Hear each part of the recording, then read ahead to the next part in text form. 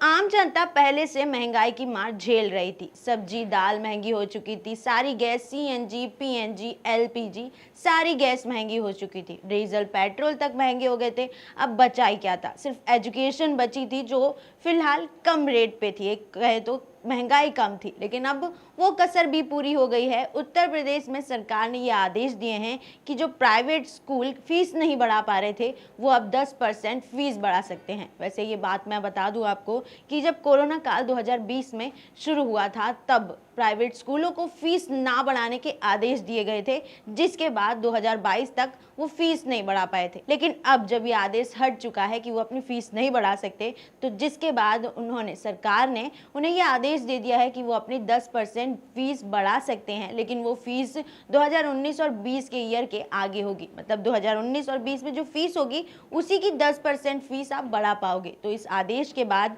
उत्तर प्रदेश के सारे स्कूलों ने अपनी 10% फीस बढ़ा दी है, लेकिन सिर्फ प्राइवेट स्कूलों में। अब उत्तर प्रदेश के सरकारी स्कूलों के हाल तो सभी जानते हैं। अगर उन्होंने उत्तर प्रदेश के सरकारी स्कूल में अपने बच्चे को पढ़ाया तो उसकी नींव खराब हो जाएगी, वो बिगड़ जाएगा, जिसके चलते कितना भी गरीब माता पिता होगा वो उत्तर प्रदेश में अपने बच्चे को प्राइवेट स्कूल में डालने की कोशिश करेगा, जिसके भले ही उसे कितनी भी फीस देनी पड़े। लेकिन अब जब ये फीस महंगी हो गई है तो शायद उन्हें मजबूरन सरकारी स्कूल में अपने बच्चों को डालना ही पड़ेगा, क्योंकि ये बात सभी जानते हैं कि कोरोना काल में सभी की आर्थिक स्थिति खराब हो गई है। जो अमीर भी थे वो भी मीडियम लेवल पे आ गए हैं, मिडिल क्लास हो गए हैं, क्योंकि उनकी भी आर्थिक स्थिति काफी खराब हो गई है। इस कोरोना काल में कई लोगों की जॉब गई, कई लोगों के बिजनेस ठप हो गए। लेकिन अब जब सरकार को उन्हें सपोर्ट करना चाहिए, जब महंगाई कम करनी चाहिए, तो वो महंगाई दिन पर दिन बढ़ती जा रही है। ये हाल सिर्फ उत्तर प्रदेश का नहीं है, हाल ही में दिल्ली में भी प्राइवेट स्कूलों को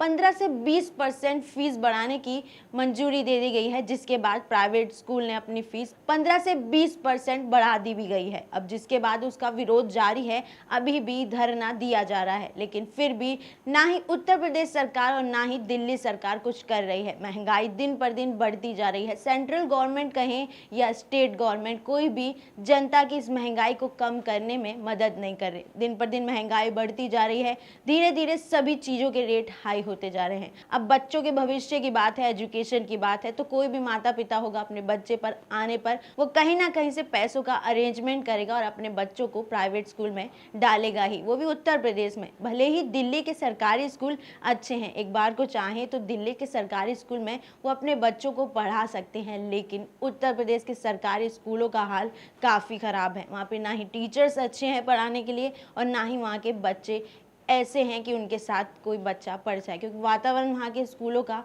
काफ़ी ख़राब है। इस बात के लिए योगी सरकार को अपने स्कूलों पर ध्यान देना चाहिए और थोड़ी वहाँ पर सुविधाएं बढ़ानी चाहिए।